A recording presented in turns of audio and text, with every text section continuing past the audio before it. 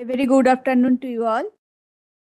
Respected Dean HBNI Professor A.K. Tyagi, today's speaker Sri Mahendra Kelkar, former Executive Director HR and Knowledge Management NPCIL Mumbai, Associate Dean and Assistant Deans of HBNI, other officials and staff of HBNI, and all the participants, students and all other participants, registered HBNI online and offline participants and students. It is absolute pleasure to welcome you all to this special session organized by HBNI as a part of placement initiative of our HBNI students. A very welcome to today's speaker, Sri M.G. Kelkar, former Executive Director, NPCL, and who has kindly agreed to give the webinar. Now I will invite Professor A.K. Tyagi, Dean HBNI, to give the opening remarks.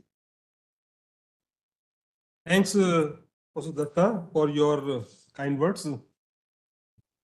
Many of you may not be knowing, I see some people who are joining for the first time, including two of my new RAs, Professor Tharamani. HBNI has got very rich traditions of organizing HBNI webinar. We call people from different sectors of science and engineering. As you know, HBNI is a research university. We perform research in nuclear science and technology, humanities, basic sciences, mathematics, and medical. We have a very strong fraternity of oncologists. Almost 50% oncologists in India have some or the other linkages with one of our CIs, namely Tata Memorial Center in Mumbai. So as part of this webinar series, in 2025, we are starting on a high note. We have a very distinguished person as the speaker, Shri M.G. Kelkar.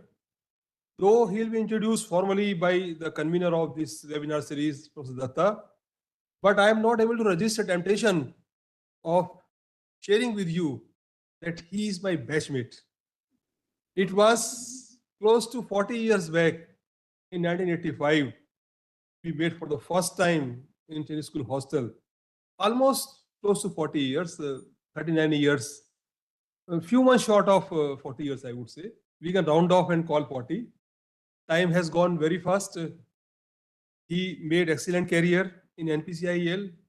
After training was over, he joined first, I understand, Nuclear Power Board, which became Nuclear Power Corporation in 1987, if I remember correctly. And he climbed the ladder. All those things, Professor Datta will explain more formally. So, Kelkarji, thank you very much for sparing your time. And many of you may not know that presently HBNI is working on 4 nuclear glossaries. About 3 years back, as part of our commitment to promote different languages in India, we published a glossary in Hindi. Then we took a decision that we should publish glossaries 4 at a time. If we do in series, the number of languages in India is so high, we may take probably 3 or 4 decades. So presently we are working on 4 glossaries in 4 languages, namely Marathi, Gujarati, Tamil, and Bengali. And Shri Kelkar is spearheading as chairperson of this committee to translate 13,000 plus words into Marathi. And we are hopeful that that Gujarati and Marathi glossaries will be able to release by end of this year. And Bengali and Tamil glossaries also are taking good shape. Hopefully in 26 we'll complete them also. Then we start 4 more glossaries in 4 different languages. At least 4 glossaries we are going to work now parallel. With these few words, I now again request Professor Datta to carry forward the proceedings. Thank you, sir, for nice words. Now I will, before I invite our esteemed speaker, Sri Mahendra Kelkar, for his presentation, I will give a brief introduction of him. Sri M.G. Kelkar is an experienced electrical engineer with postgraduate studies in nuclear and information technology. He had over 25 years of expertise in designing reactor control system and have held various leadership positions in human resources and knowledge management in NPCIL.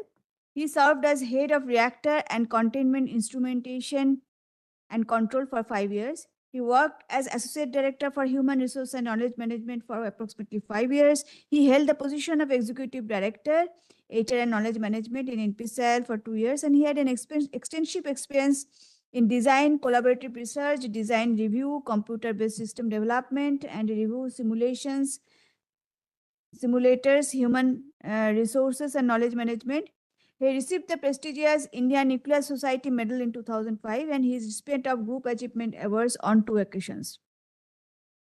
With this small introduction, now I'll invite Sri Mahendra Kelkar to give his presentation titled Success Factors in Selection Interview at Core Scientific Technical Institution or Companies. And let us welcome him with a big applause.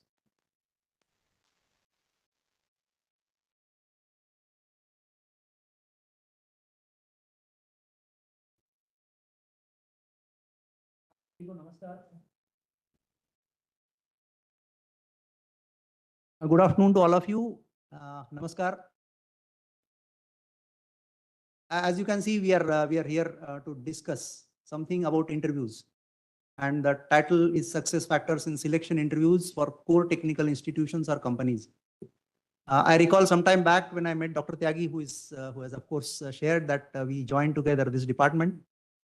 We were also neighbors in training school hostel, just one room here and there. Adjacent neighbors. Yes. So we have shared a lot during those times, but yes, I'm thankful to him and to entire HBNI fraternity for allowing me to share my thoughts on this important aspect of life interviews. Interviews, there is a very nice word in Hindi about that is called sakshatkar. And if you know, when you do a lot of tapasarya, you do a lot of work, and then at the end of that, somebody becomes happy and you are in front of that person, and you can, mostly you will end up having a boon. Okay. And that boon will not be that you will be immortal, but that boon will be that you will be able to do good jobs, a possibility of good job through some empowerment. So I would like to give this perspective. It is very important to know that interview is not something which is just going for the sake of a job. It is always a broader perspective. You always learn. The organization which is involved in taking your interview also learns from you. So that's why I was just trying to talk to people who are involved in research. And let me put very humbly that I have not completed my PhD. I haven't started, in fact. So you definitely belong to a higher echelon of knowledge. Please let me just share that. And therefore, I decided to make some efforts before I came to you. I'll show a small representation of what I did. But yes, I'm very happy that I'm able to share something with you, what I know about interview process, because this department puts a lot of emphasis on understanding persons through the process of interviews, even for promotions, not only for selection. And most technical companies believe that if they interact with you on a one-to-one basis, then they are likely to know more about you in more kind of detailed sense. They are able to assess your personality, and they are able to kind of make judgment whether you are suitable for their organization or not. And so is the case with you, that when you go, even if I'm going, thank you so much. When I go for interview on any occasion, for any purpose, I also end up knowing a lot about that organization, because I interact with at least a good sample of that organization. Few people who have been authorized to represent organization carefully. So this is the first thought which I came to my mind, that it is a sakshatkar. And please don't consider yourself rejected anytime. It is a selection committee all the time. This I'm sure Tyagi Saab and all others who have experienced this organization, they will say it is a selection committee. They are focused on selecting people for certain purpose.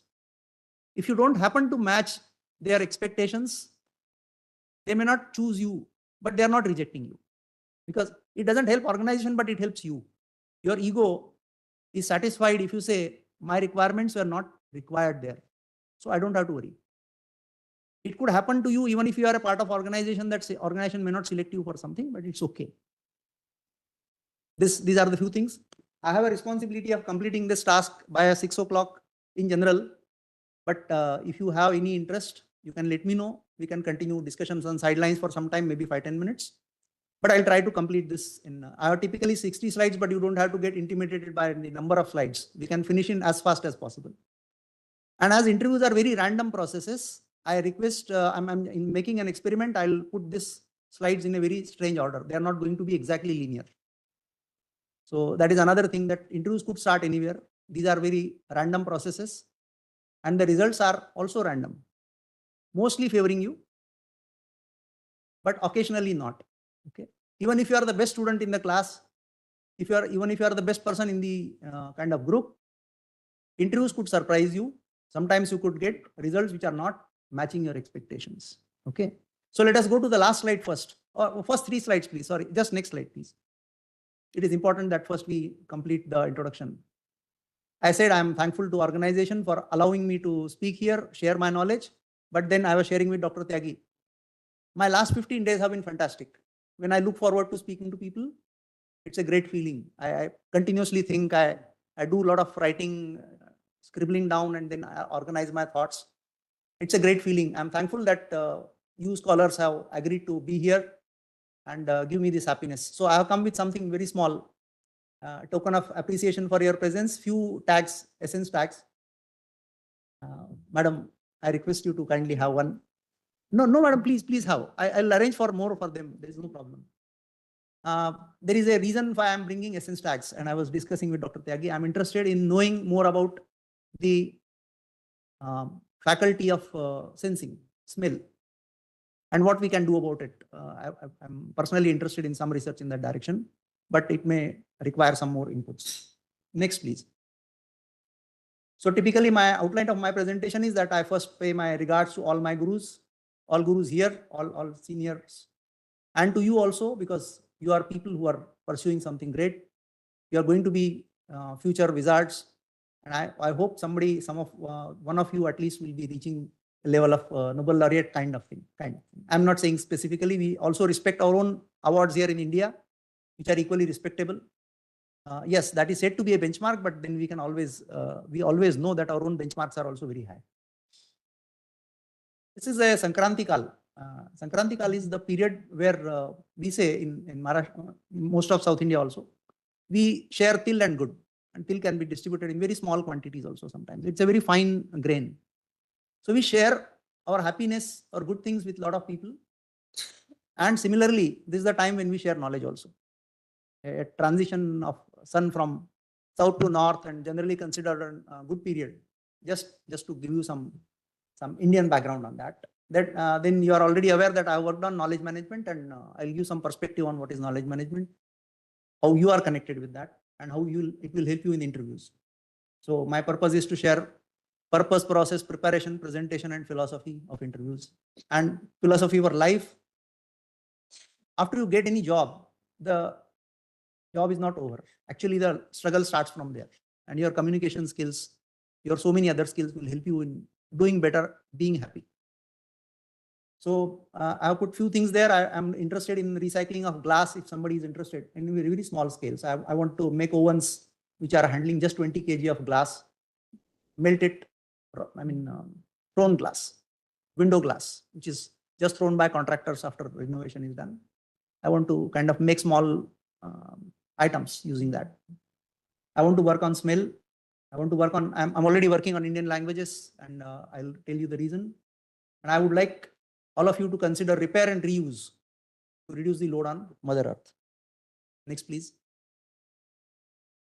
So just this is a pictorial representation of my regards for my teachers and all my seniors. Now let us go to the last slide. Yes, thanks again for being here, because sometimes we miss doing that at the end. And now let us go to the just previous slide. मैं आपसे कुछ हिंदी में बात करूंगा. भारतीयता को बनाए रखें, अपनी संस्कृति का योग्य अभिमान. मैंने बहुत साफ शब्दों में कहा है. हमें कई बार कहा जाता है, we are on kind of in a dilemma. Sometimes we consider Western cultures as great, and sometimes we consider ourselves as great, but one at a time. We are hardly able to consider both great. I mean, we are forced to think either this way or that way. And scientists have this difficulty because we have Indian roots and we are working as per Western system of science.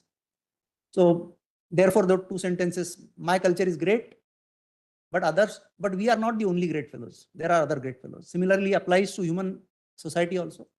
We say humans are the most intelligent, but I have counterexamples. There will be a small cat, it will rule your heart, and it will be living in the best mansions in the world. Just a cat. You consider cat to be not so intelligent and all. They are able to communicate, and we don't know their language, so therefore we believe that they are not intelligent. We are at the apex of things. Yes, let me show you something which will be a concrete example of what I mean. I brought few things, and they are not strictly scientific in that sense, but let me just still share.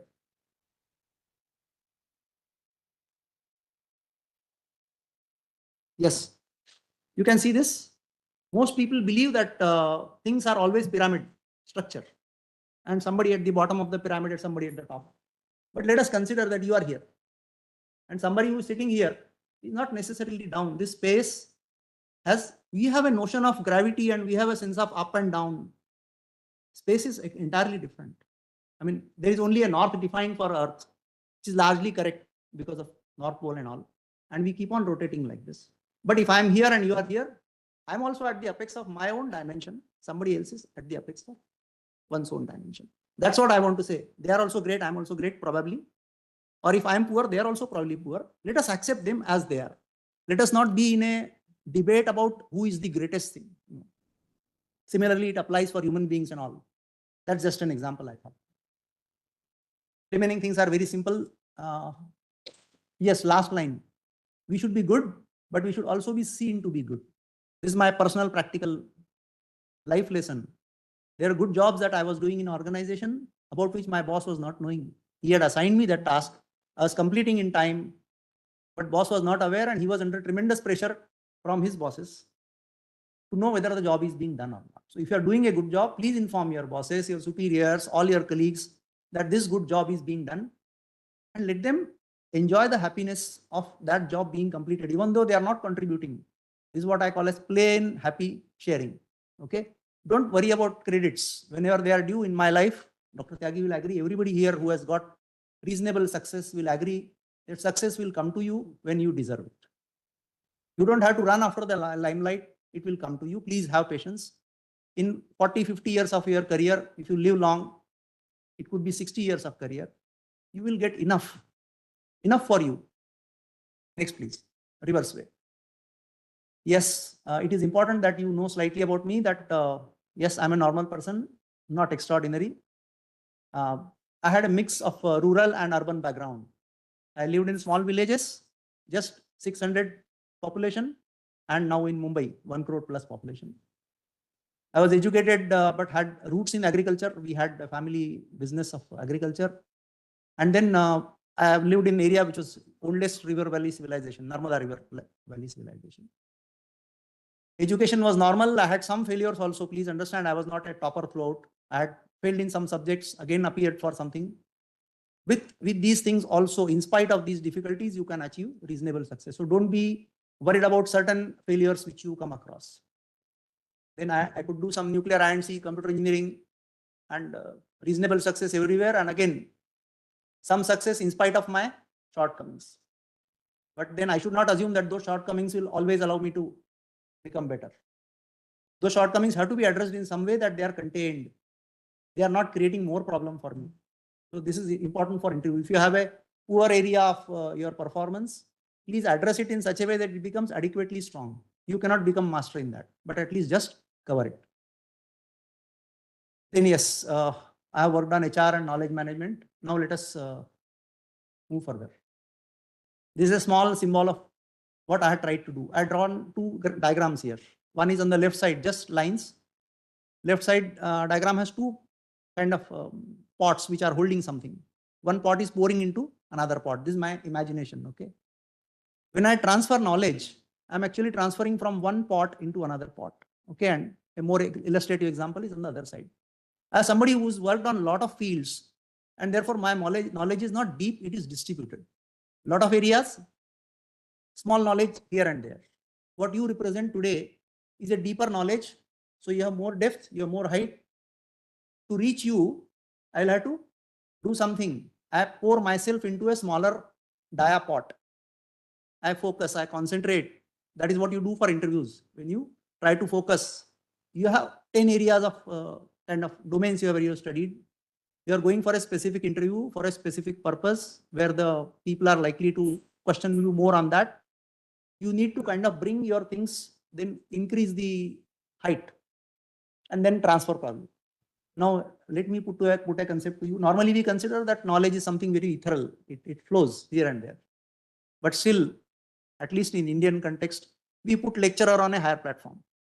We typically have, of course, we have arrangements, lecture arrangements, which are lecture at the bottom of the well and then students going up, either way.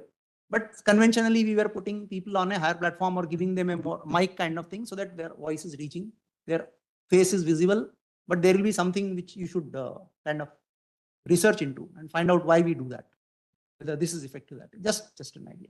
Next, please. I'm going in the reverse order, so I'm saying assume that your interviews have been successful. You have been able to reach your organization where you wanted, and after having got all the success, what are you supposed to do? Tata Hakim. There is a beautiful saying which says, "Shariram surupam sadaroga muktam." मतलब शरीर है, आप अच्छे भी दिखते हैं, आपको रोग भी नहीं है. यशः चारु चित्तम, यश है, अच्छा आपका चित्त अच्छा है, प्रसन्न चित्त है. धनम मेरु तुल्यम, आपके पास बहुत पैसा है. ओह पाद पद में मनश्चिन्ह लग्नम ततः किम ततः किम ततः किम. आपका अपने गुरु के प्रति श्रद्धा नहीं है तो फिर क्या होगा? But I'm not only saying about Guru. Guru here, I'm saying that what you are going to do next has to be clear to you. And somebody has to be guiding you. What is that guiding factor? You can find for yourself. But just reaching another organization which is likely to give you something in terms of pay package, in terms of work, is not enough. Your actual career starts there. And therefore, you will really need to think as to what you are seeking. And from there, your success will actually start. Next, please. Right, thank you. So these are a few things which I have written here. Smells. And about smell, I've just said what kind of smells are here. And I would like you to give consideration to this. Now let us go to the, we'll start from interview purpose. Yes. Sorry for this randomness because I thought I'll experiment with this and tell you that things not always go in the standard sequence. How do we select people? Typically, we go by method of selection. And method of selection is on the basis of just resume. Sometimes some organizations are so informal that you simply send across a resume, a good resume, and they will accept you. They are seeking people. The resume is the one which is speaking for you. Next is recommendation of a professor. A professor gives you a recommendation, and that's enough for you to get a job. In a small startup, you could sometimes land up in a job.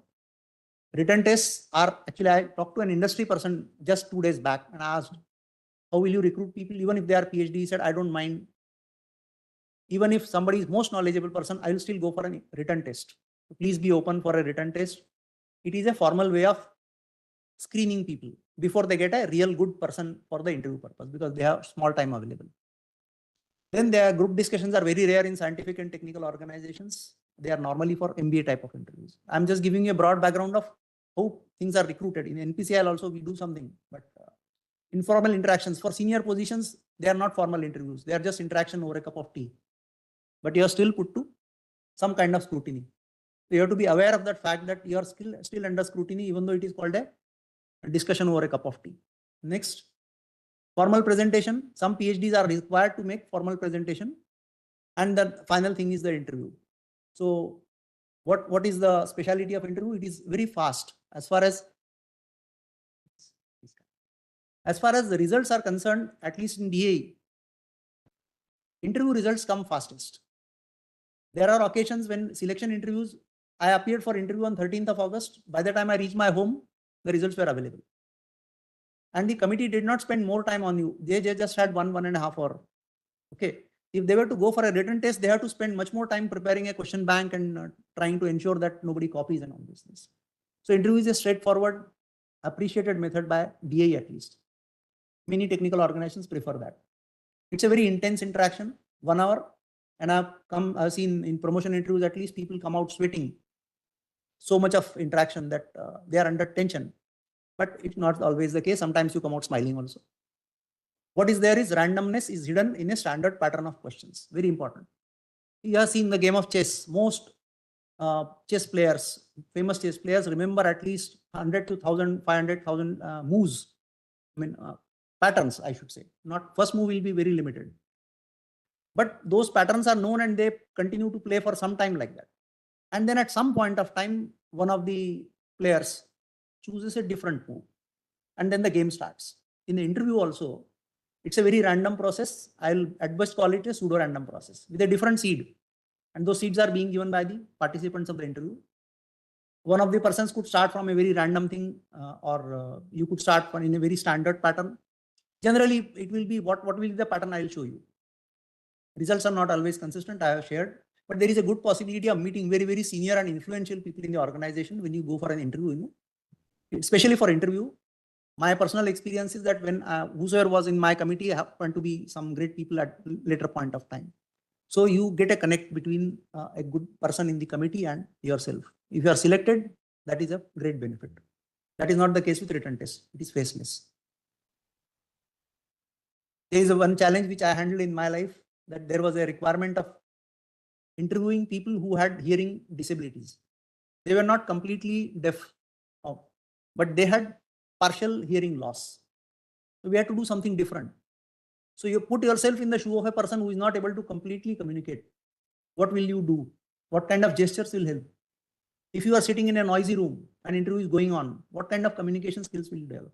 Because you want to pass at any cost. So your preparation has to be really detailed. Next, please. Yes. What companies look for are, they want well-mannered, knowledgeable, intelligent, obedient candidates. Obedient, very important. Lots of potential to get selected.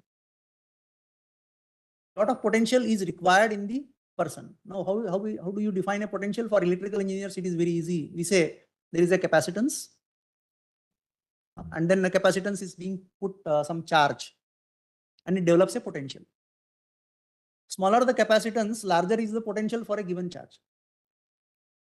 So a very small capacity person is also able to demonstrate that he has potential, he or she has a potential. I have small knowledge and I have small capacities. Immediately I will be able to share whatever I know. People with large capacities won't immediately show potential. Means I give a lot of knowledge to a person who is having tremendous capacity for absorbing knowledge. And he or she is able to later on share that knowledge subsequently, but that person doesn't show any kind of respect or immediate spark for having been imparted knowledge.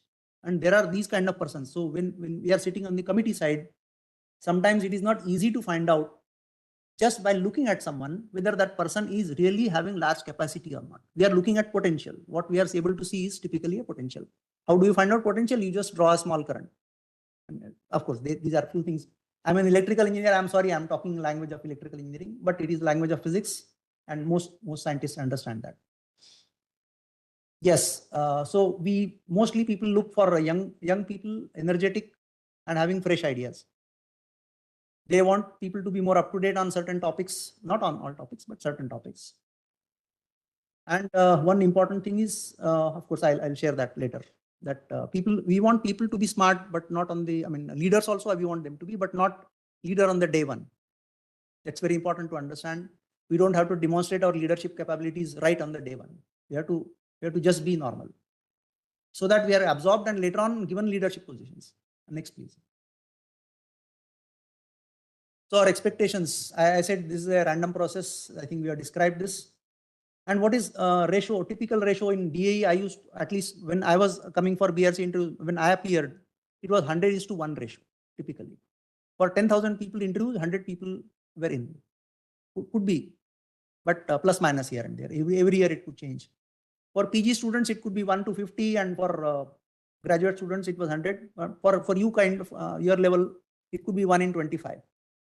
So if there are some 300 people being interviewed, 300 divided by 25 could be the selection. But yes, important to know, even if you are coming after a very intelligent person, you still can get selected. Don't feel bad about it. Sometimes we are competing with each other. There are 3, 4 only. If I tell you that the possibility is 1 in 25, you may get disheartened.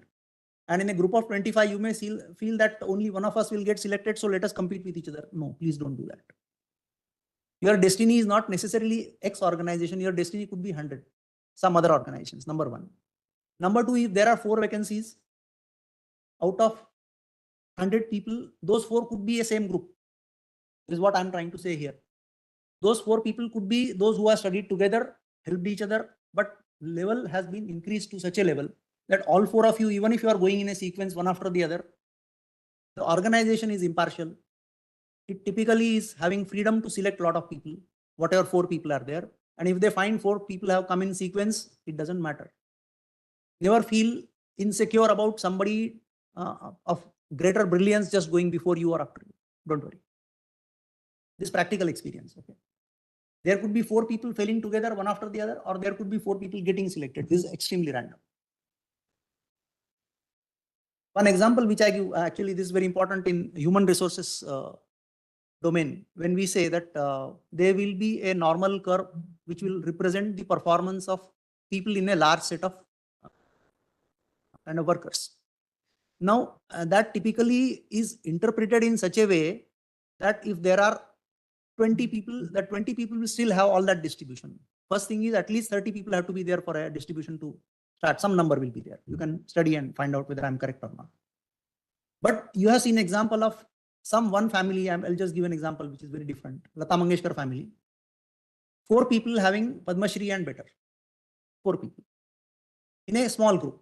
So it is not, they are not in that 4, that performance is not evenly distributed or normally distributed. So you can have good outcome even if you are studying together, even if you are helping each other.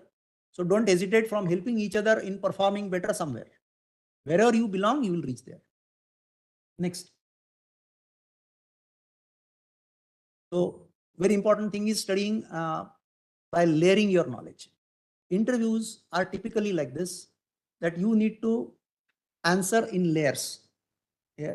Typically our interviews, BRC interviews, could be starting at a very normal level where you are asked a question. What is in electrical engineering, you could be asked what is KCL or KVL, that Kirchhoff's current law or voltage law, or some very simple thing.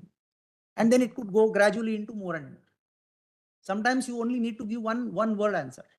Just tell me one word for this. Then tell me definition of this. Tell me, explain this. Then how this process works. Then why it is done like this. So it could go like 6-7 layers. And if you have capability of kind of layering your knowledge in such a way that you are able to give what is required, never answer more. Be ready to answer more, but don't rush into answering more unless you are so sure. And if you believe that it is really required that you have to deliver that much. But give pauses, enough pauses in between your answers that they are able to appreciate, you are able to see the feedback. Now, it's again coming from control systems or even otherwise also you can see. If you get response from the committee, people are smiling, they are able to accept your answer, whether that is the case or not, or after having given answer, you can just look at the people and say, sir, is that okay? Can I continue? That's a very nice way of doing it because you are not here to just vomit all that you know, right? This is an interaction.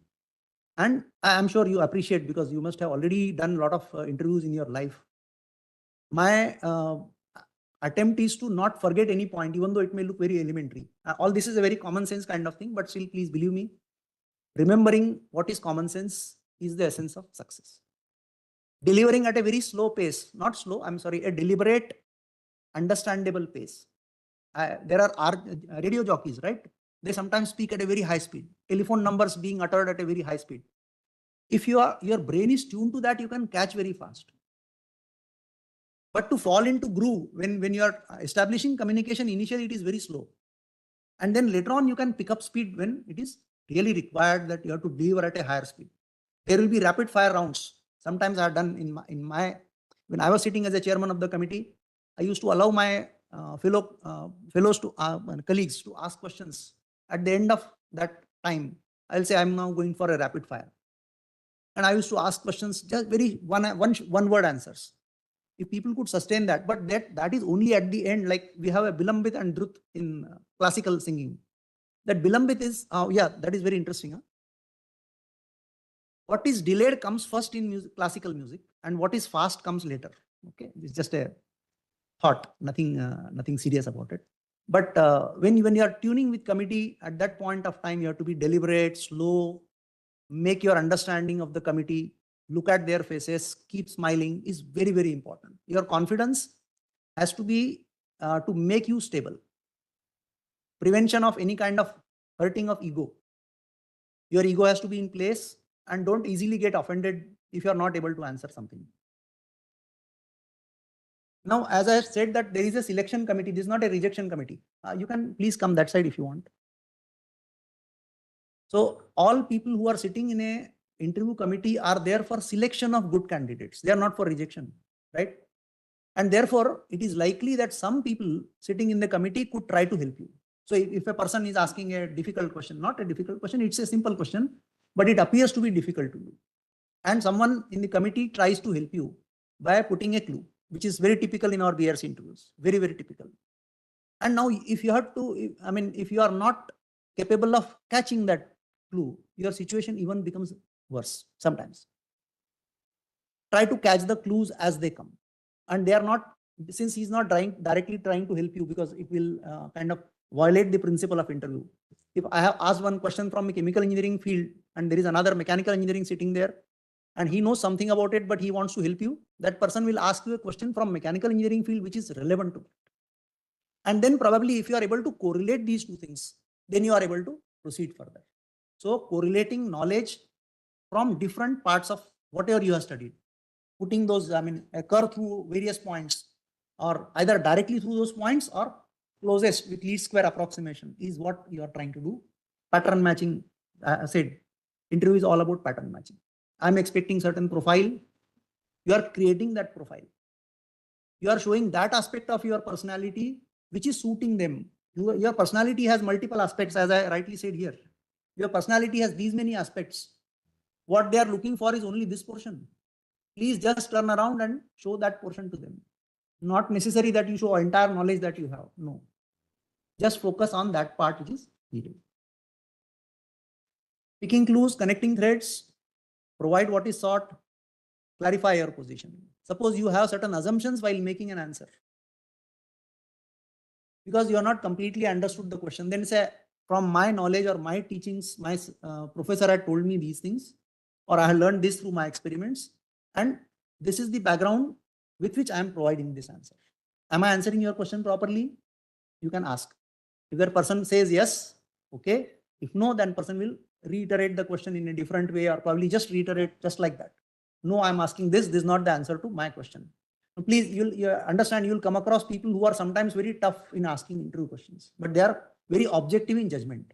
So they don't want to give any leeway to you. They are not humble to you. They are straightway asking question, answer this question straightforward, whether you know or not. You have to be straightforward in that case. The person likes straightforwardness, you have to be straightforward. Sir, I don't know. Then don't beat around the bush. If it is permitted to beat around the bush, if the person is saying, please try, and then try to come to the answer closest as possible. This is the general thing. Exhibit confidence as well as openness. Openness for accepting errors. Suppose you are giving an answer, it's partly not correct. Person points out, immediately accept that. Reiterate the correct answer. Please remember, just accepting wrong answer or saying that I have given a wrong answer is not correct. If you understood what he told, you have a new position, please reiterate that position. It's a complete communication. Okay. Now let us go ahead. Next. What typically happens during an interview? This is a very common thing. Welcome remarks by chairman. You don't know who is chairman, but there will be some person sitting typically at this kind of position. But to surprise you, anybody could be chairman. Just a matter. Somebody will give you a welcome remark. They are trying to make you comfortable. This is an assumption, okay? You people understand assumptions. So it is an assumption that mostly they are trying to make you comfortable. They could also be trying to make you uncomfortable. Who knows? But you have to assume for your satisfaction that they are trying to make you comfortable so that you can smile and sit comfortably and perform better. So these are two different things. They may be playing games, but you have to still show gratefulness. Thank you so much, sir. I'm perfectly all right. Did you have your lunch?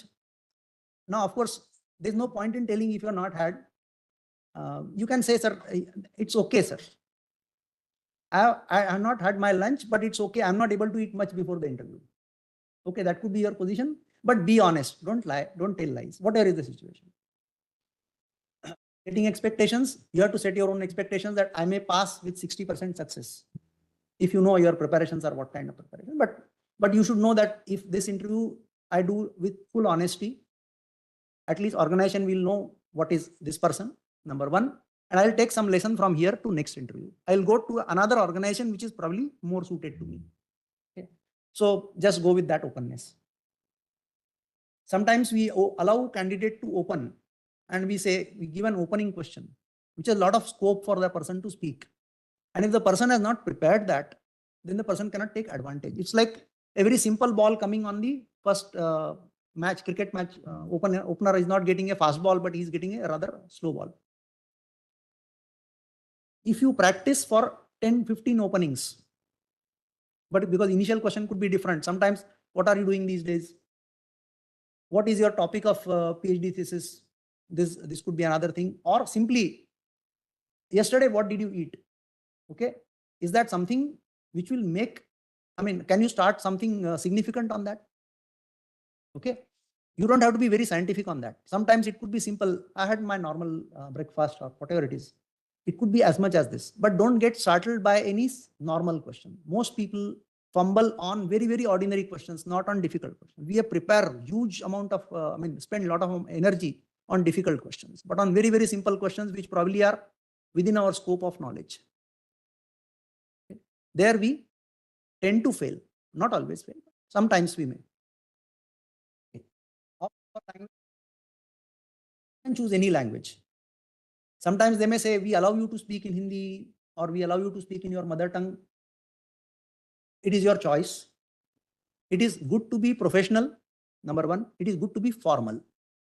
If normally people answer in English and if you are comfortable in English, please continue. Don't just switch because they have given you option. Because you may not be able to speak even Hindi. Suppose your mother tongue is Hindi. My mother tongue is Hindi, Marathi. So, but I'm not good at speaking scientific language using Marathi. So at that place, it is good that I stick to the language, which is my normal medium of communication. But under conditions of distress, under condition of some where I'm stuck and I'm remembering another word, then at least I can say in another language, this is called this. Doesn't matter. If you are able to communicate completely. So just look at the completeness of communication rather than medium. Medium is generally chosen by you. Should be normally formal. Don't become informal with the committee at any point of time. Then two kind of questions. Open questions, which allow you to speak a lot. And then you should know, you should not lose your steam. You have seen some singers when they sing and they want to kind of continue for a long time. They keep their mouth down. They don't open up like that because they'll lose all the kind of air in their lungs. Similarly, if you have very limited material on certain topic, a deliberate, comfortable pace so that you can deliver completely in the expected time. Otherwise, you'll get exhausted and you'll start panting. I mean, it happens sometimes. Focus questions are there and open questions. So prepare for both. Focus questions have to be answered one line, one word. Prepare for that. Multiple choice is very, very rare. Sometimes when under conditions when I'm trying to test a very weak candidate, sometimes I can give that. Sharing impressions is done at the end of the interview. Closing remarks are by chairman generally, and they sometimes give you a hint, sometimes they may not. Next. I had already shared that you should prepare like chess, 100 openings, 100 opening lines, and where you will put your subtle inputs such that you can direct the interview. This is a very intelligent game that most candidates play once they are accomplished people. I want to direct interview in a particular direction. So I'll drop some words. And if interview committee is happy to take that word, then they will take you to that direction. They are also confident that they can drag you in that also. But then you have to play the game really. So if you are prepared well on certain topic and you want to drop that word, please do so. But know that sometimes committee can be much more knowledgeable. So be prepared. When you drop word intentionally for getting interview in a particular direction, suppose you are very expert on photosynthesis and during interview you want to use that word photosynthesis, please do say so. But then be ready for everything that is required. Yesterday, only one experienced chemist shared with me, and you may be already knowing probably, that oxygen comes out from photosynthesis process, which is coming from which molecule? So which one of you, I mean, can anybody answer that? Thank you, madam. I was expecting you to answer. So how many of you did know that it is coming out of water, not out of carbon dioxide? So this is what I say. What is the real knowledge is somewhere deep. It is not always known to us. I'm thankful to Dr. Veena Sagar who shared that with me.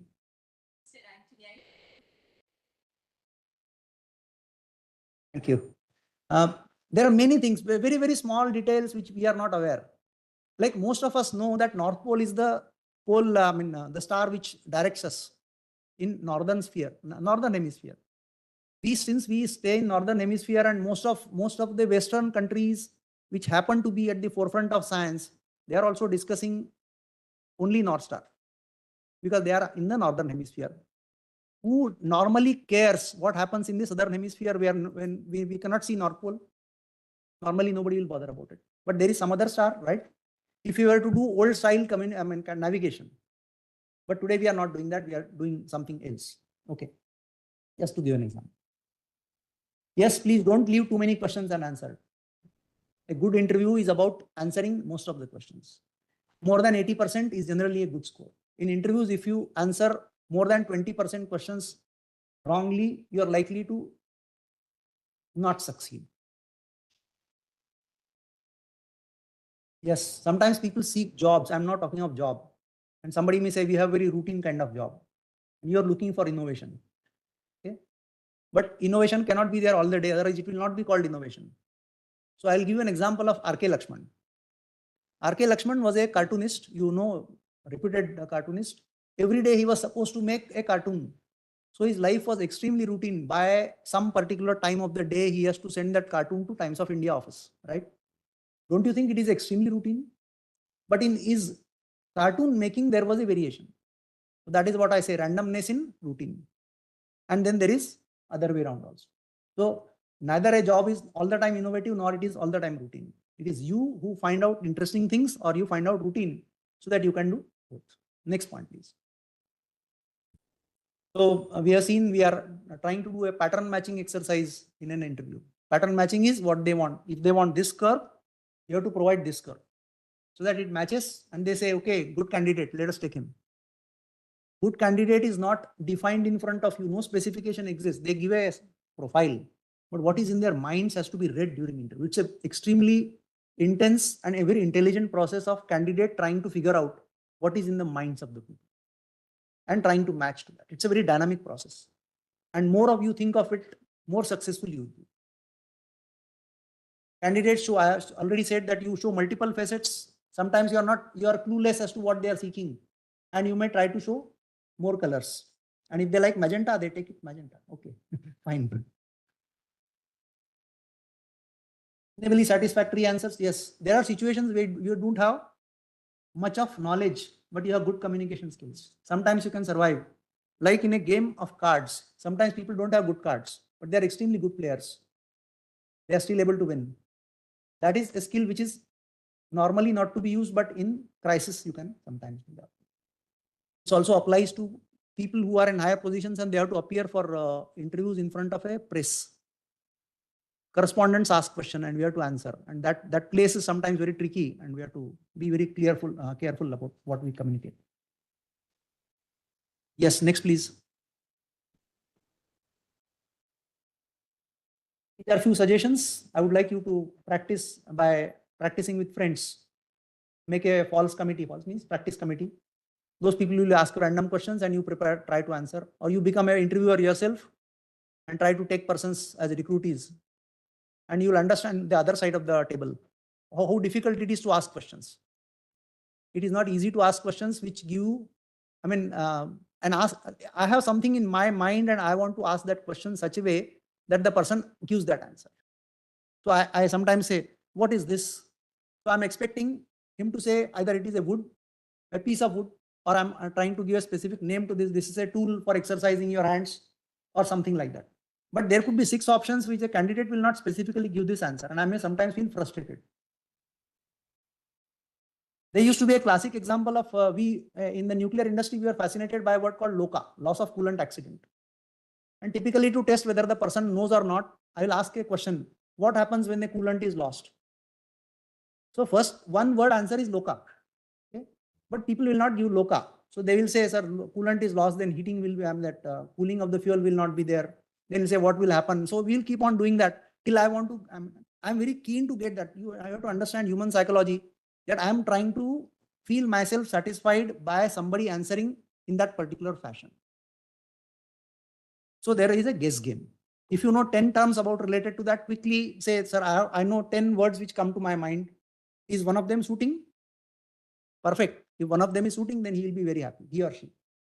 Next, please. Yes, and you have to be thankful for the interaction all the time in your mind. Today, I am very happy to be here among you because I am able to express myself. This is the greatest satisfaction one human being gets. If you are able to go to a committee of very respectable persons in a higher level interview, and they are sharing 20 minutes, 30 minutes with you, it's a great empowerment. Please understand, don't go by results. And this was the consolation I had when I failed in one of my very important interviews, SOE2F. I have no hesitation in sharing. E2F is said to be very difficult interview in our times. I failed there. I felt very, very bad. This is the reason why I'm in front of you here. I don't want you to fail. After having done preparation, at least you will be getting satisfaction that I have done reasonably well. Okay. You should not fail outright. That's all. Next. Now I'll come. I got 3-4 minutes. So I'll give you a few examples from maths. Let us consider that you come across a lot of graphs. Okay. Exponential, square, inverse square, exponential, constant minus exponential, constant plus exponential. These are some graphs which I typically draw. A lot of phenomena in the world are associated with those graphs, and different people from different domains. A chemical engineer would understand same graph as something else. A mechanical engineer will understand in a slightly different way. And I'll show you one or two examples. But typically an exponential curve starting at a low value going to something is a diode characteristic also, and it could be something else. Logarithmic, group, asymptotes, trigonometric functions. Most of you are aware of these circular and hyperbolic functions, right? But some of you probably will come across. I have got 2 papers which I have shared here. Later on, I'll request madam to share with all of you. Parabolic trigonometry and elliptical trigonometry. These are some different things. I just came across them a few years back.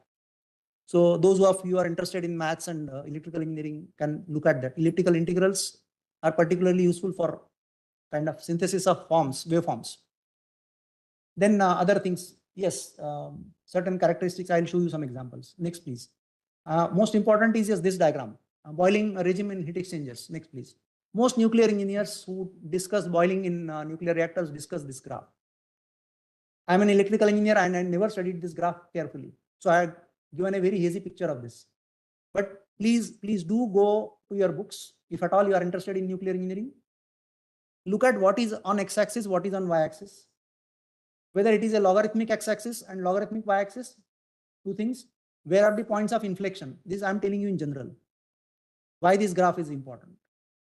Some of the peculiar people like me, if they are sitting in the committee, I will not give you any word. I will simply draw a graph and say what comes to your mind. I'm very open on that. And whatever relevant comes to your mind, if you are telling me with confidence, I can later on check with my Google and see whether you are right or not. That is not a problem. But a good interview involves giving you symptoms, stimuli, which are very different from normal. I'm not giving a wordy description of something. I'm simply giving you a curve. Next, please.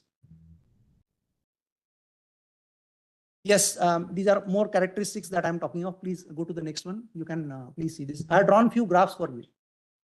And I'll request all these slides will be shared with you. Madam, I request you to kindly share these.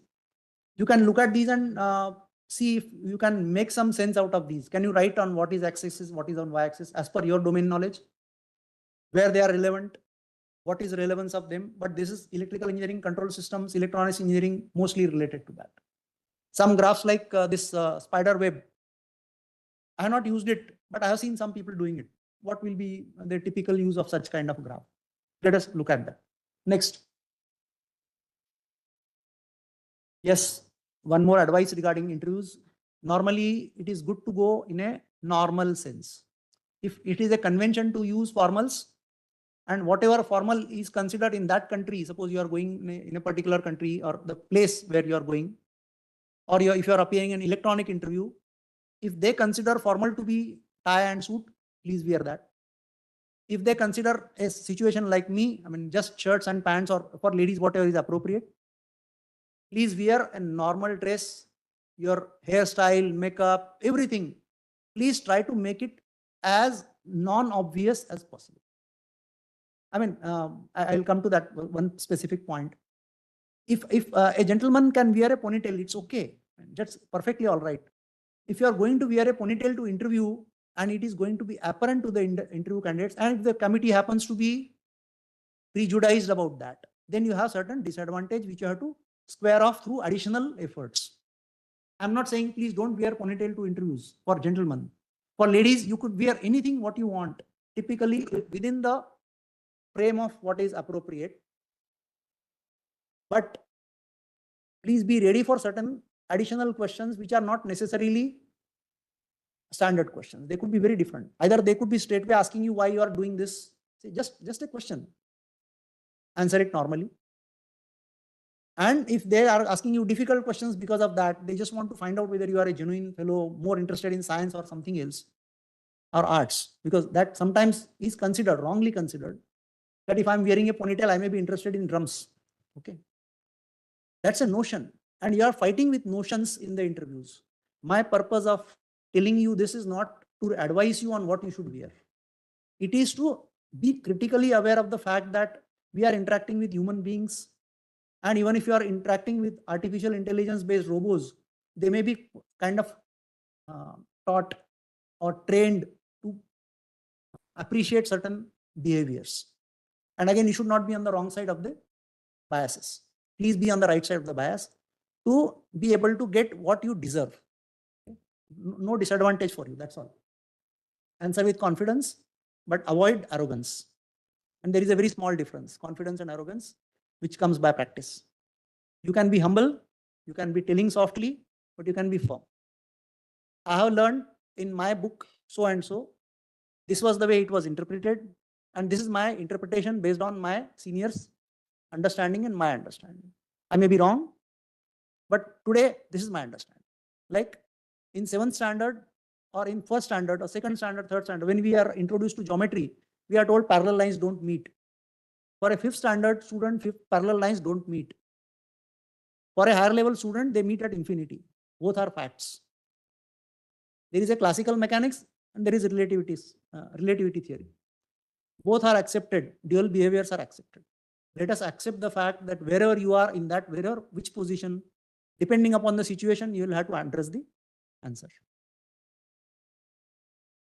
Sometimes you may indicate inability, sometimes you may just smile, okay? Because you don't know the answer, but there is no point in feeling bad. Just smile and go ahead. Next. Some questions about language. But, I just would like to say that you understand Greek, most of you. And if you try to go to kind of through internet, just go on a walk on the Athens streets of Athens and try to read the nameplates. And you know alpha, beta, gamma, delta, and probably if my name is Dada, you can see delta and alpha, and you will be able to do it. So without even knowing that you know Greek, you already know Greek. And so I'm similarly saying, please understand Punjabi, Gujarati, Marathi to be successful in career in India. Even if you are going to Canada, I'm sure Punjabi will help you. If you are going to Australia, probably Punjabi will help you. If you are going to Singapore, Tamil will help you. Please remember this part, that learning natural languages is of your advantage. Don't feel bad or don't feel low when you are studying languages, arts. They actually empower you tremendously. So don't consider arts to be something lower, commerce to be something lower. You are seeking knowledge.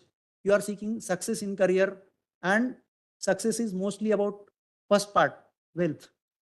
Enough wealth for your life, enough incoming resources so that you can live decently.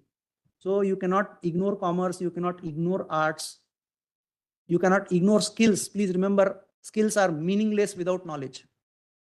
Those people who are skilled in lab, they are your assistants. They could be your extremely low level technicians, but without their skills, you are nobody. Your experiments are nowhere. So respect them, respect their knowledge, their skills. Next, please. Next.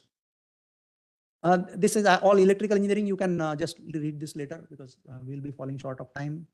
I already mentioned about classical and quantum mechanics. Next.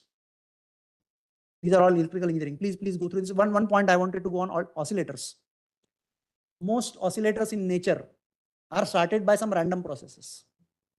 Oscillation is something which is making a life successful. What makes heartbeat for the first time? What starts a swing? Just a push. And what starts a computer is also a small push. How a push converts into a oscillation which is sustained through a supply of energy is something which has to be studied in a general sense, not only for a mechanical engineer, for electrical engineer in this sense. Then one question for those who are electrical engineers: what is the role of a quartz in a oscillator? Quartz crystal. Can you please stand and say? Frequency is decided by the R, L, and C already. Just quartz is not doing that job. Quartz is doing something else. What is that? We will see later. I'll discuss with you separately. What happens is typically we are told some things in certain fashion, like photosynthesis. And we accept those answers as it is. Most of us fail to ask more questions. So let us continue to ask questions in the areas which are very, very normal areas. And probably you will gain much more knowledge. Next, please. Next, all these are very simple things. Yes, at least when I came across languages during my career, out of these 6 languages, at least I could study computer languages. And those 6 languages I had to study because I was told that I will not be able to do anything unless I learn those languages. So I studied BASIC, I studied some of ADA, COBOL, C, C++, Java. I did not study Pascal, Python, no Python, SQL. And Z language, some proofs in computer science. One of my bosses was doing, I only went through those papers. And then since we are able to, we are ready to learn these many computer languages because they give you money. Similarly, please remember that natural languages, Indian languages, I'm re-emphasizing, Indian languages will give you tremendous edge over so many people. Earlier was the case when English could give you edge. Today, everybody speaks English. Today, speaking languages well with all thoughts in your mind, discretion between, difference between 2 words. If you are able to make difference between 2 words, what is the difference in the meaning? That will give you edge. Then only you will be able to do AI, machine learning, everything. Next, please. Yeah, next. These are something about magnetic circuits. Next. Next, please. I'll give you an example towards end. Next. Yeah, just one slide back, please. For those of you who are going to study nuclear engineering, they may come across various geometries, rectangular geometries, cylindrical, spherical, and hexagonal geometries for cores. So that will be important that you understand these. But of course, at your level, you are definitely good in maths, so you don't have to worry about it. Next, please. Next, please. You can kindly go through these. Next. About DA, BRC, I think I have to already tell you a lot that they are very rigorous in their approach, very serious kind of fellows, but they enjoy a lot outside when they reach home. So your life has to be there. If you reach BRC, do good job at home, office, and then do everything else what is required to make you happy in the other parts of the sphere. Next, please. I request you to kindly go through these slides because my main emphasis was on interview process. Next. Yes, NPCIL is today a big organization making 8180 megawatts capacity, and we are going to add more. If you happen to work for Nuclear Power Corporation at some point of time, I'll be thankful. Next. These are a few slides which tell about NPCIL. Next, please. Next. Yes, our entire DAE puts a lot of emphasis on reliability, huge amount of emphasis, and fail-safe principles. Please read these if you are going to appear for NPCIL, BRC, DAE, any interviews, promotion interviews or selection interviews. Next. These are a few principles, but let us go to a few more slides so that we can close the chapter. Next, please. Yes, just one slide. Yeah, here. Sorry, one. It appears as if our designers don't spend much time on these things: equipment's color, smell related to product, ergonomic aspects, aesthetics, cost, and weight. When DAE designers work, this is the last thing in their mind, but not the least. Please remember. They will largely discuss stress, strain, the loads on the systems, all technical things. But they do also focus on this towards their, I mean, as a part of standard process, they definitely do. But when you are discussing with DAE, don't discuss costs, weight, all those things. They are not important unless they are a serious consideration for the structure. Okay, next. This was a very simple model which I made for illustration of what is a reactor. Toothpicks and a cucumber. Okay. With 10 rupees or 20 rupees expenditure, you can make excellent models for explaining to people. And once you explain few things, like there are rods coming from top, there are detectors coming from sides, and there are coolant channels. And what coolant channels? Take an example of a pencil, which is a small pencil with a lot of leads. This is like a, you keep on fueling. Let me put a cursor here. On this end, you could be pushing fuel. This side, it comes out in a PHWR type of reactor. And one alternate channels are this way, that way. So one fuel is channeled like this, another fuel is channeled like this. Next, please. This is an example of a control system engineer. Please look at this. If roots are exposed, then tree is unstable. Similar is the example in control systems.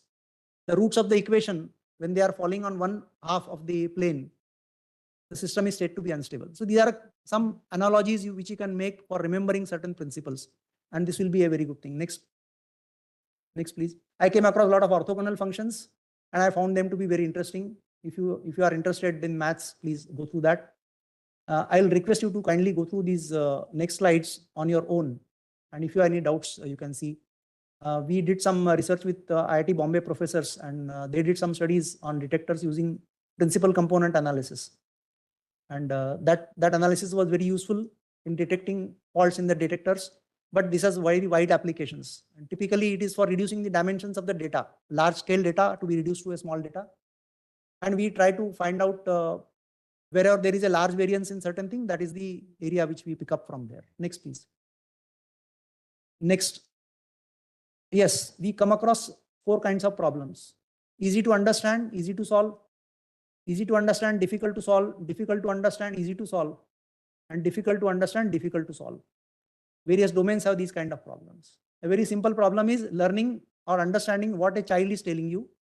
It's a very difficult problem to understand what that child is trying to communicate. Very young child, less than 1 year. And sometimes it could be very simple. What that child wants, water, that's all. Some problems are very difficult to understand, but very, very difficult to solve. Easy to understand, but very difficult to solve. Even if you are known the, so these are 4 categories I have put, so you can think on this. Next, please. Kindly go through this. You have a lot of information available on net, but you will not be able to read beyond 3rd page if you don't have competence in Wikipedia also, I can assure you. Just go beyond 3rd page on a given item. Just consider distribution curves, statistical distribution curves. Few definitions and few things you can understand if you are good in maths. Beyond that, sometimes the discussion could be extremely complex unless you have a teacher. So even the knowledge may be there in ample, you may not be able to comprehend it unless you take help of some seniors, or you discuss it, or you try to really do something on your own. Next, please.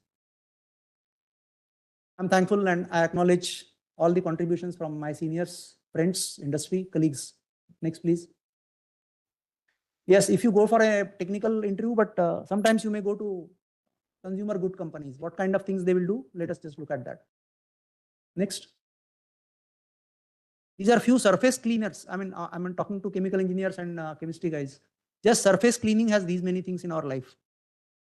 All these are related, barring 1 or 2, probably everything is related to cleaning of surfaces. These are things which are coming in home products, and chemical engineers, chemists do work on this. Just you may sometimes come across a mad fellow who is asking you questions on these, but go to the chemistry, go to the chemical engineering of these and then answer those. Next.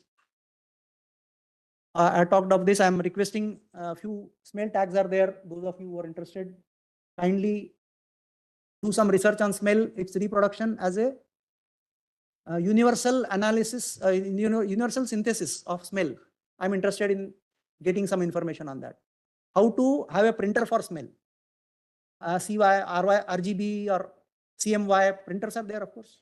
CMY printers are there, which gives you with 3 colors, all combinations. There are printers which are now available. I have compiled some literature. You can please go through that. Next, please. I have already done this. Thank you.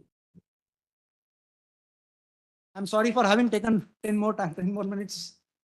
10-15 minutes. Sorry.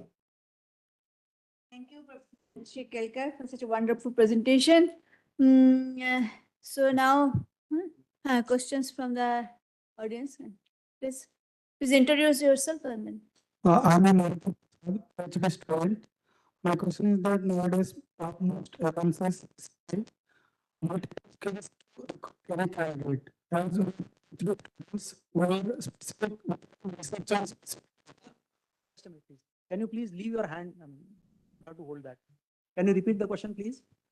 So nowadays topmost agencies are specifying multiple skills to recruit any candidate based on their set of norms. But as we are PhD students, we are working on specific skill set. As we are getting very less time to focus on other skills. So how we overcome this? And my second question is that while discussing salary structure, many MNCs did not specify CTC requirements, like how much they will be offering. They simply ask what is the previous CTC and what is the expected CTC.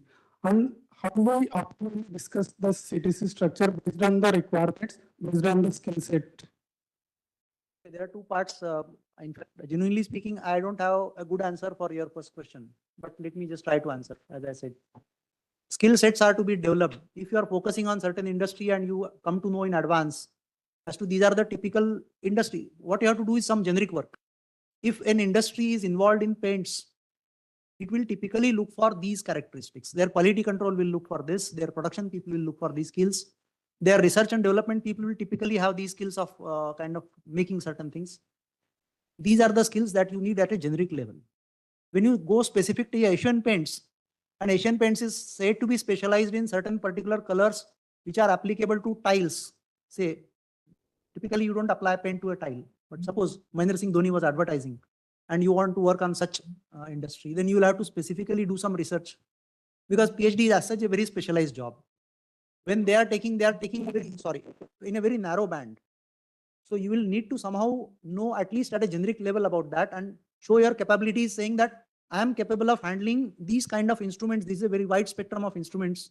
I have handled mass spectrometers. I have handled spectrometers of these kinds. And I have also done these kind of titrations. And what if you are a chemistry person, suppose you are just telling, and I have identified these many elements. I worked with these labs and these are the broad spectrum things. Probably they will be able to appreciate what you are trying to tell.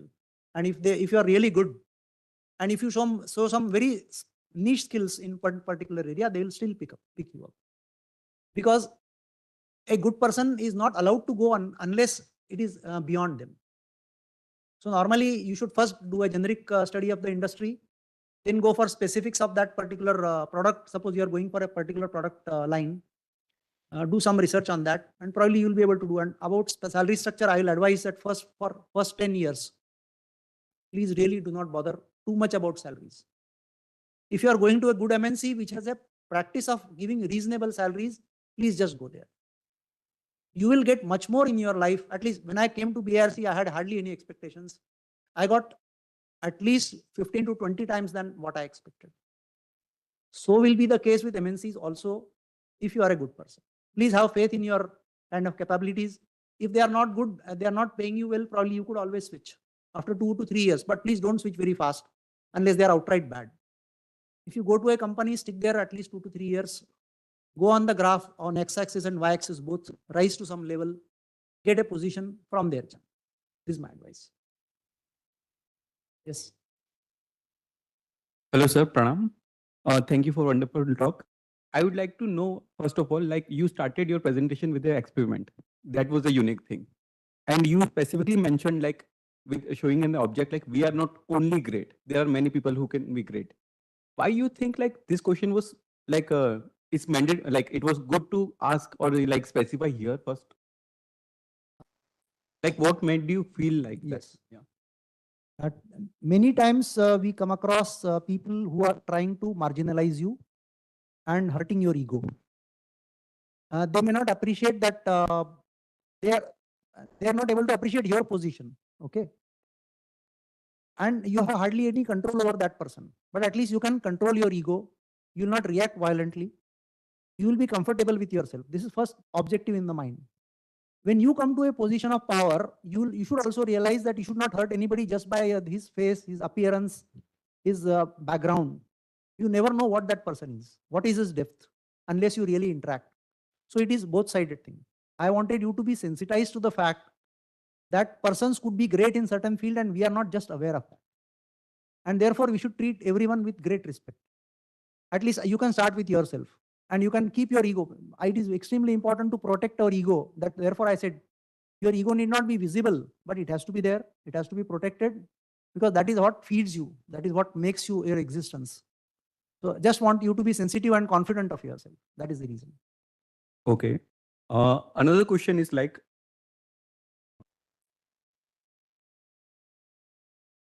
okay, so basically, how can we come to know what exactly panel is looking in it, like looking in a candidate, so that we can represent ourselves in such a manner?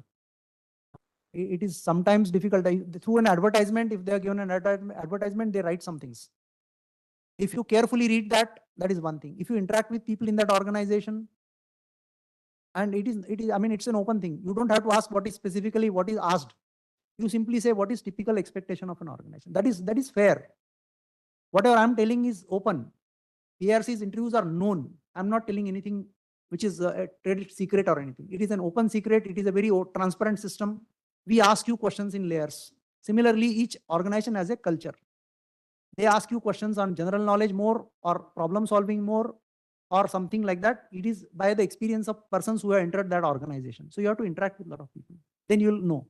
And then you can also know during the interview and you can adjust yourself. Okay. Last question, please. During interview, there is a like moment where we don't know, like, is it a silence or we are taking just a pause? Because silence is making awkwardness in the interview room. So you are specifying like we should take a pause. What how to differentiate between these two? If an answer, typically that is a very important thing for answering the open questions. How long an answer that person wanted is not specified. So suppose I just ask you, what is a Bessemer process? You know about Bessemer process to a great extent and you start telling. But then I said, as if you layer it, Bessemer process is basically used for metallurgy of so and so. This is first answer, which will largely satisfy that fellow and he will be ready to accept more. And then that pause will help you in thinking as to what is the next that you want to tell. Typically, we must have come across kind of some shape for a Bessemer process and then some equations. And so you will say typically this metal is from this to this, it is converted using these. Second layer, then stop again. Then you can go typically at these temperatures, the linings are these in metallurgy, and similarly could be for anything. So those pauses are not long enough that people feel bored or tense, or they feel that you don't know. You are eager to speak, but you are just allowing it to be absorbed by them to get some small reaction, a smile, or a kind of appreciation and nod, something like that. Yes. Anybody else?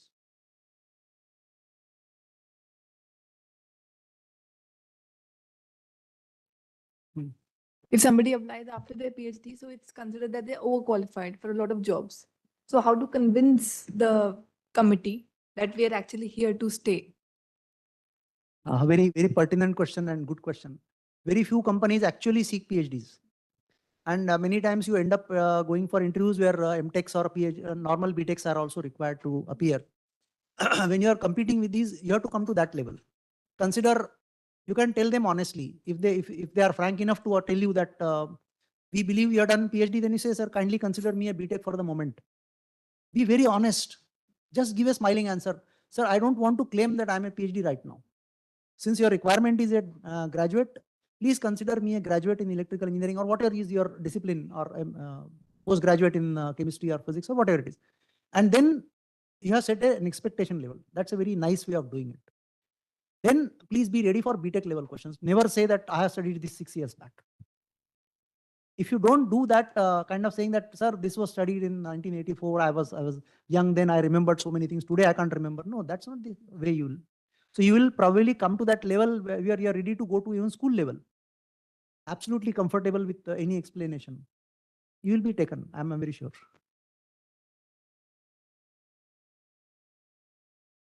Any question from also online? नहीं, Anyone online? No, no. no. सुनिए, Online है not but- new to us. ठीक. Any other question here? Okay, if not, then thank you, sir, for such a wonderful talk and wonderful interaction. I will not now request Professor.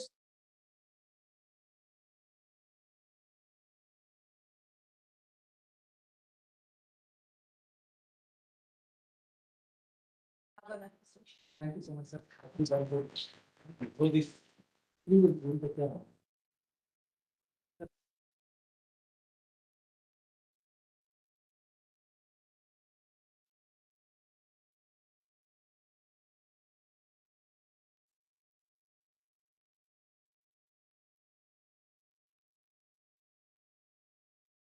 I'll request Professor Selvin to give the vote of thanks.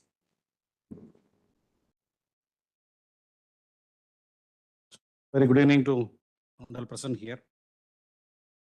First of all, I thank Sri M.G. Kilkar for delivering an extraordinary lecture on success factors in selection interview at core scientific technical institutions or companies. It is one of the extraordinary talks I can say, being a faculty and as an administrative position, I find this talk is highly extraordinary. I think in one way or other, you will try to use these tips. Yes, given within 1 hour, I think I started writing something. I could not cover up all the things. Is that some of the important gist only I try to cover. Success comes when you deserve it. Then always you try to find there are shortcomings. And he set an example. He never hesitated to say he was not successful. He was not hesitating that going from an interview for E to F. Nobody normally, after reaching this level, people will not tell you, only they will tell you successful stories. They will not tell you the failures. And here is a person I'm first time seeing that he could tell, despite that failure, he could reach a higher level. So that is the simple information that you can take home. You may come across so many failures, still you can reach heights. So really an inspiring thing. Has given a lot of information, overall points for preparation. And one simple idea, interview is all about pattern matching. Yes, it is a real advice. So tell the questions only what is asked. Don't try to elaborate what you know. Really, that is a good advice. Has covered a lot of things. What happens during the interview? Some clues, process of pattern matching, practicing for interview, different type of graphs. How do you match with that? Interview characteristics. A lot of things is covered. At the same time, he has given a lot of advice also. Don't ignore your skills. Don't ignore arts also. And I think he concluded that competency with competency you can expect. Without competency, you cannot reach heights. So really, it's a wonderful talk with a lot of experience. Whereas as a person, by being a faculty of physics and came here for position for administration, I like to share only one topic. When I was attending an interview for the post of a scientist at a Naval Physical and Oceanographic Laboratory after my PhD in physics, so immediately they asked, it was a post for one of the question where I think it may be answer for that. It was only a post for masters and BTech. Whereas after completing my PhD, I was running this program. Then someone was asking, hey, what field you like to choose? And I said that, sir, as a master's student, I'm supposed to answer all the questions. Where I was still really scared.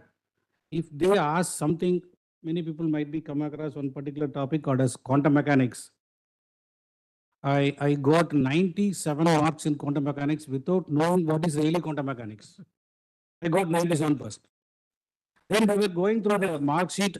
Then they were asking that I was having the highest mark.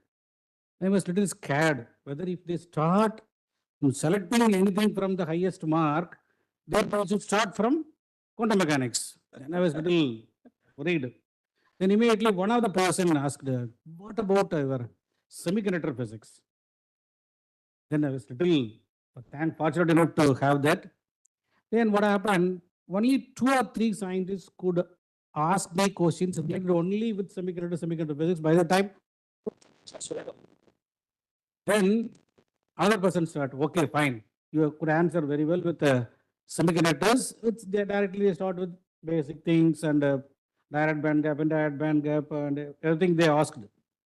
Then they said, another person said, oh, this person got to 97. Let's ask quantum mechanics.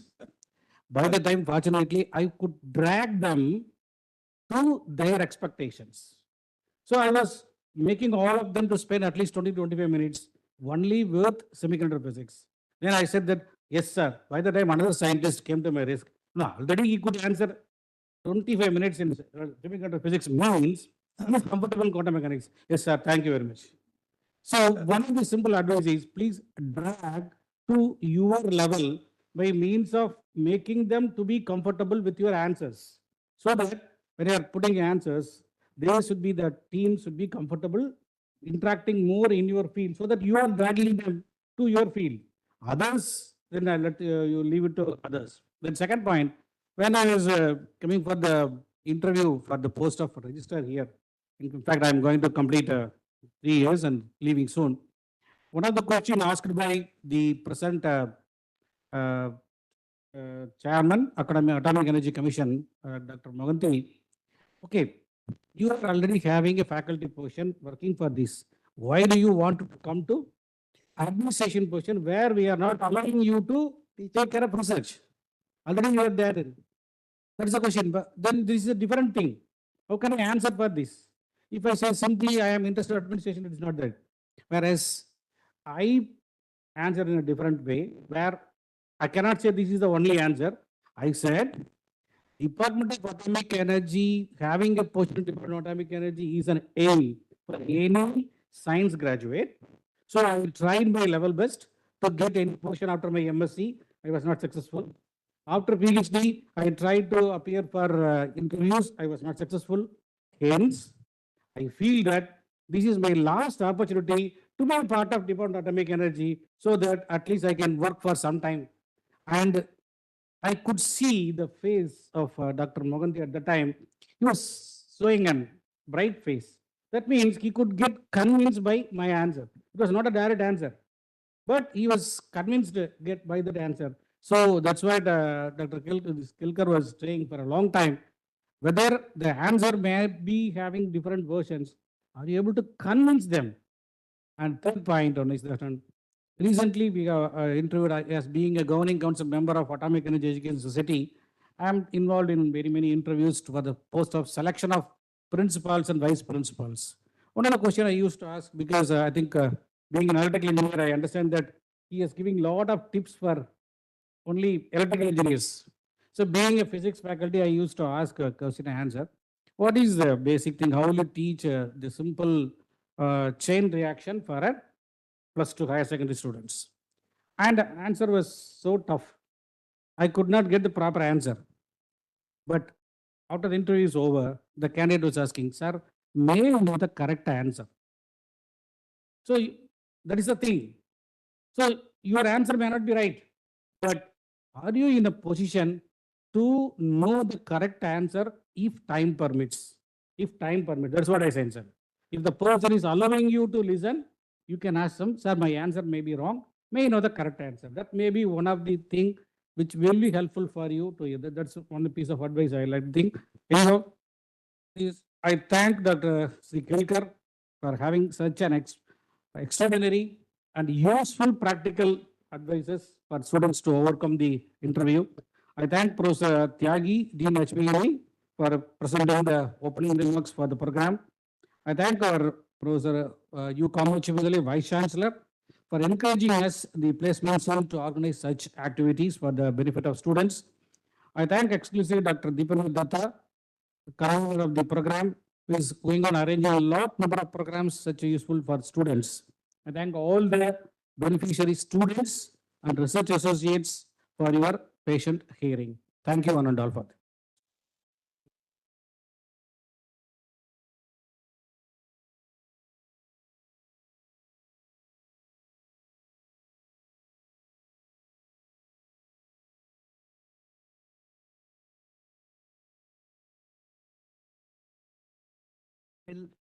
I'll share my email, of course.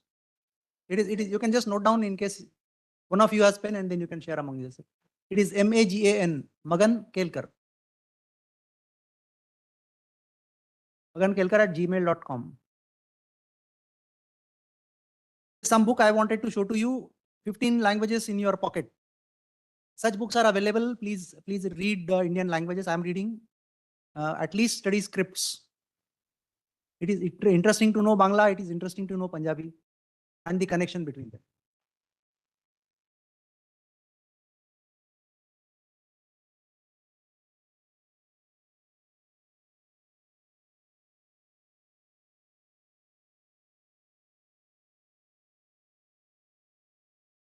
But this is something which is called a shim. Okay. In control systems, there is something called a shim rod in nuclear reactors. And I was explained by one of my professors and one of my seniors who is father of Shreya Ghoshal, of course. He's an excellent engineer. So he told me shim is nothing but, suppose this is an object, I want to lift it gradually, I push it like this. Nobody explained shim to me like this. If you are able to give good correlation to a general knowledge for a scientific thing, all English terms which come from very complicated Roman and Latin background, they make no sense to us.